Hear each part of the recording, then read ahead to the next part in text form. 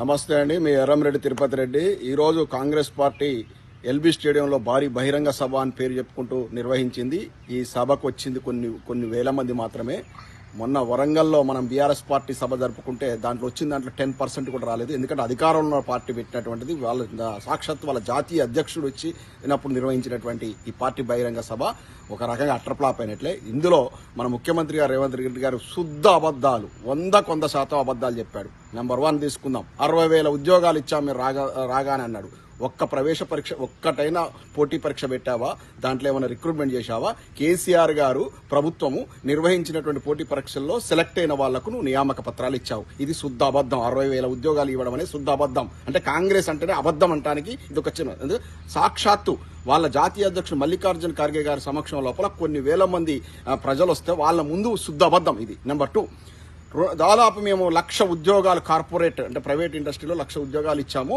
మేము 3 లక్షల కోట్లు పెట్టుబడులు పట్టుకొచ్చాము. నేను శ్రీధర్ బాబు గారు అంటే శ్రీధర్ బాబు గారు ముక్కు మీద వేలేసుకొని చూస్తున్నాడు, మేము ఎక్కడ 3 లక్షల కోట్లు పట్టుకొచ్చామని. అదంతా పచ్చి అబద్దం. 1 కోటి రూపాయలు కూడా రాలేదు, ఒక్క పెట్టుబడి రాలేదు, ఒక్క ఇండస్ట్రీ ఏదైనా బిల్డ్ చేశారా మీరు హైదరాబాద్ లో? మీ ప్రభుత్వం వచ్చింది కదా, ఆల్మోస్ట్ 19 నెలలు అవుతుంది కదా. ఒక్క ఇండస్ట్రీ ఏదైనా వచ్చిందా? శుద్ధ అబద్దం కాదా? 3 లక్షల కోట్లు వచ్చినాయని చెప్పుకోవడానికి మీకేమనిపించట్లేదా? అట్లా అబద్దాలు ఎట్లా ఆడతారు మీరు? 1,00,000 ఉద్యోగాలు వచ్చాయా? 1,00,000 ఉద్యోగాలు కాదు, దాదాపు 3-4 లక్షల ఉద్యోగాలు పోయినాయి. ఈ యొక్క ఆర్థిక మాంద్యం వల్ల, మీ యొక్క హైడ్రా ఎఫెక్ట్ వల్ల, హైదరాబాద్ నుంచి కొన్ని ఫ్యాక్టరీలు, కొన్ని కంపెనీలు, ఐటీ కంపెనీలు తరలిపోవడం వల్ల, ఇవన్నిటి వల్ల కొన్ని లక్షల ఉద్యోగాలు పోయినాయి. 1,00,000 ఉద్యోగాలు రావడం అబద్దం, శుద్ధ అబద్దం. ఇంత పచ్చి అబద్దాలు ఆడతారా? ఈయనంట ముఖ్యమంత్రి గారు ఈ మధ్య సౌత్ కొరియాకు పోతే, సౌత్ కొరియా అంటే తెలంగాణ రాష్ట్రం కంటే కొంచెం ఆ సైజులో ఉన్నటువంటి దానికి 30 ఒలింపిక్ పథకాలు వచ్చినాయి. మనకు ఒక్క పథకం కూడా రాలేదు, సిగ్గనిపిస్తుంది అన్నాడు. సిగ్గనిపించేది ఎవరిని చూసి సిగ్గనిపిస్తుంది? గత దాదాపు 70-80 ఏళ్ళు మన స్వాతంత్రం వచ్చేసి ఈ 8 దశాబ్దాల కాలంలో సుమారు 4-5 దశాబ్దాలు మీ కాంగ్రెస్ పార్టీయే ముదరాష్ట్ర పాలన జరిగింది. ఆ కాంగ్రెస్ పార్టీ పాలనలో ఈ యొక్క స్పోర్ట్స్ కు నిధులు సరిగ్గా కేటాయించక, ఇంపార్టెన్స్ ఇయ్యక 140 కోట్లు ఉన్నటువంటి మన భారతదేశం నుంచి ఒక్క ఒలింపిక్ పథకం రాలేదంటే సిగ్గుపడాల్సింది ఎవరు? కాంగ్రెస్ పార్టీ, మీ జాతీయ అధ్యక్షుడు మల్లికార్జున ఖర్గే. అంటే నువ్వు ఇండైరెక్ట్ గా అదే వేదిక నుంచి కాంగ్రెస్ పార్టీని విమర్శిస్తాను. తర్వాత ఎక్కువ కాలం రూల్ చేసిన పార్టీని బీజేపీ కాంగ్రెస్ 2 జాతీయ పార్టీలను విమర్శిస్తున్నావు. అంటే 140 కోట్ల జనాభా ఉన్నటువంటి ఈ భారతదేశం నుంచి ఒలింపిక్ పథకాలు రావట్లేదు. చిన్న దేశం, ఒక తెలంగాణ సైజు ఉన్న చిన్న దేశం సౌత్ కొరియాకు 30 ఒలింపిక్ పథకాలు వచ్చి నాకు సిగ్గైంది అనిపిస్తుంది అని అన్నావు. అంటే ఎవరిని చూసి సిగ్గుపడుతున్నావు? నీ కాంగ్రెస్ పార్టీని చూసి సిగ్గుపడుతున్నావు, నీ యొక్క ప్రియ నేస్తం నరేంద్ర మోడీ గారి గవర్నమెంట్ చూసి సిగ్గుపడుతున్నావా? ఎందుకంటే కేంద్రంలో దాదాపు 4 దశాబ్దాలు ఎవరు రూల్ చేసింది? మీరే కదా, కాంగ్రెస్ పార్టీ కదా. తర్వాత బీజేపీ రూల్ చేసింది ఎక్కువ కాలం. మరి మీ ఆధ్వర్యంలో స్పోర్ట్స్ కు గన్ని నిధులు వచ్చినాయి, గంత డెవలప్ చేసిరని అర్థం. అంటే అట్టర్ ఫ్లాప్, ఈ 2 జాతీయ పార్టీలు అట్టర్ ఫ్లాప్. ముఖ్యమంత్రి గారు స్వయంగా ఒప్పుకున్నారు ఇవాళ ఆ వేదిక మీదుగా. నెక్స్ట్, మేము ఇంటిగ్రేటెడ్ స్కూల్ పట్టుకొచ్చినామన్నారు. ఇంటిగ్రేటెడ్ స్కూల్స్ లేవేం లేవు అసలు.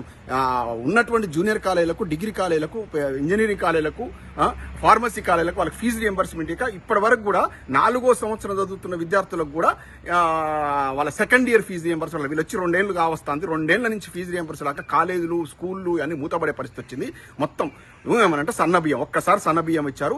గత 2 సార్లు 2 టర్ములు యాసంగి వానాకాలానికి రైతు బంధు కొట్టి ఇప్పుడు వేశారు ఈ స్థానిక సంస్థల ఎలక్షన్ల కోసం. ఇవన్నీ కూడా ప్రజలు గుర్తించారు. మేము కర్రలు గాల్చి వాత పెట్టే పరిస్థితి. ఎన్ని అబద్దాలు చెప్తారు రేవంత్ రెడ్డి గారు? మీ నోటి నుంచి అబద్దాలు వింటుంటే మా జీవితం మీద మాకే అసహ్యం పుడతా ఉంది. ఇటువంటి ముఖ్యమంత్రి గిన్ని అబద్దాలు ఆడతాడా? ఈయనను మేము నాయకుడు అనుకున్నామని మేము సిగ్గుపడుతున్నాం. అబద్దాలు ఎందుకు ఆడతావు? ఉన్న వాస్తవాన్ని చెప్పు. నేను ఏం చేయలేదు, మాది ప్రజాపాలన కాదు, ప్రజా కంటక పాలన. మేము వచ్చిన తర్వాత తెలంగాణ నాశనం అయిపోయిందని చెప్పండి.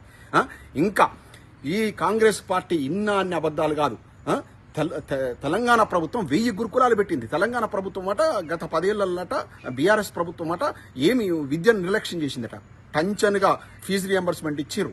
1000 గురుకులాలు పెట్టి ప్రతి ఒక్క పేదోడికి విద్యను అందించారు, నాణ్యమైన విద్యను అందించారు. కార్పొరేట్ స్థాయిలో ఆసుపత్రులు నిర్వహించారు.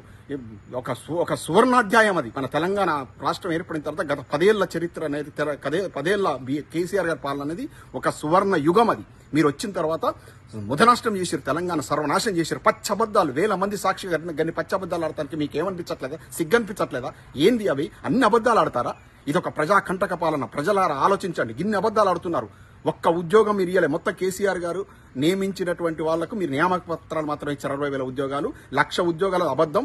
1,00,000 కాదు 2 లక్షల 3 లక్షల ఉద్యోగాలు ఇంకా కార్పొరేట్ దాంట్లో పోయినాయి. మీరు ఒక్క కోటి రూపాయల పెట్టుబడి కూడా తీసుకురాలి. 3 లక్షల కోట్లు మీరు పెట్టుబడులు తీసుకొచ్చిరని శుద్ధ అబద్ధం. ఇన్ని అబద్ధాలు ఎలా ఆడుతున్నారో మాకు అర్థం కావట్లేదు. బీసీలను ఉద్ధరించడం చెప్తారా? బీసీ మీరు చేసినటువంటి అసెంబ్లీలో చేసిన బీసీ బిల్ అనేది అది నాలుక గీరుకుంటానికి కూడా పనికిరాదు. ఎందుకంటే జాతీయ స్థాయిలో జరగాల్సిన, పార్లమెంట్లో జరగాల్సిన వీలైతే పోయి ఢిల్లీలో కొట్లాడు, మీ బడేమియా మీద నరేంద్ర మోడీ మీద కొట్లాడు. ఎన్ని అబద్ధాలు ఎందుకు చెప్తావు? నువ్వు చేసిన బిల్లులు పనికిరావు. నువ్వు చేసిన కథ కానీ చిత్తశుద్ధి ఉంటే అది ఇంప్లిమెంట్ అయినాకనే స్థానిక సంస్థల ఎలక్షన్ పెట్టు. మళ్ళీ యథాతథంగా మళ్ళీ నువ్వు స్థానిక సంస్థల ఎలక్షన్లు పెడతావు. నీకు చిత్తశుద్ధి లేదు. బీసీలకు న్యాయం చేయాలని చిత్తశుద్ధి లేదు. బీసీలకు న్యాయం జరిగిందంటే ఏంది? బర్రెలు గొర్రెలు ఇచ్చిర్రు బీఆర్ఎస్ ప్రభుత్వం అంటారు. ఎస్, బరాబర్ ఇచ్చిర్రు. పాడి పరిశ్రమను డెవలప్ చేయడం తప్ప, మీట్ ఇండస్ట్రీని డెవలప్ చేయడం తప్ప, ఎవరు వృత్తులు చేసుకునే వాళ్ళకి ప్రోత్సాహకాలు తప్ప, అభివృద్ధి చెందిన దేశాలు అమెరికా లాంటి దేశాల్లోనే గవర్నమెంట్ వెన్నుదన్నుగా నిలుస్తా ఉంది. రైతులకు, అదేవిధంగా రైతు కూలీలకు వెన్నుదన్నుగా ఉండడం తప్ప మీకు ఇవ్వడం చేత కాదు. ఇచ్చిన వాళ్ళను మీరు ఇష్టం మాట్లాడతారా? నువ్వు ఇచ్చిన ఉద్యోగాలు ఏంది? నువ్వు నెలకొల్పిన పరిస్థితులు అనేది ఇవన్నీ శుద్ధ అబద్ధం. మీ యొక్క మానిటరింగ్ సరిగ్గా లేకపోవడం, నిన్న పాషమైలారంలో ఫార్మా ఇండస్ట్రీ లోపల రెగ్యులేటర్ సరిగ్గా లేకపోవడం వల్ల దాదాపు 40 మంది అమాయకులు చనిపోయారు. మీకు సిగ్గనిపిస్తలేదో కానీ మాకు అనిపిస్తా ఉంది. రక్తం ఉడికిపోతా ఉంది. ఇంత చండాలమైన పరిపాలన మేము ఊహించుకోలేదు. ప్రజలంతా కూడా చీగొడుతున్నారు. ఒకసారి రియలైజ్ కాండి. ఈ గొప్పలు చెప్పుకోవడం మానేయండి. జై తెలంగాణ.